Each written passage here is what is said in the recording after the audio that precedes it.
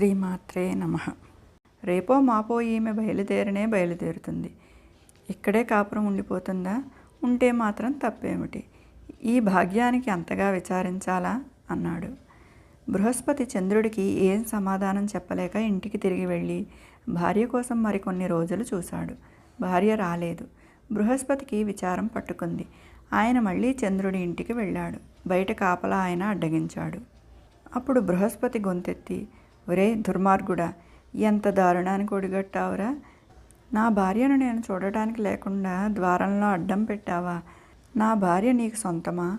నాకు దూరం కావటమా? చూడు, శాపం పెట్టి నిన్నేం చేస్తాను అన్నాడు. దానికి చంద్రుడు, నా భార్య అంటావు. సమస్త లక్షణ సమన్వితురాలైన ఈమె నీ వంటి దరిద్రుడే ఎంట ఉండదగునా? నీకు భార్య కావాలంటే తగిన దాన్ని కట్టుకుని సుఖంగా ఉండు. అన్ని శాస్త్రాలు చదివావు కానీ ఏం లాభం?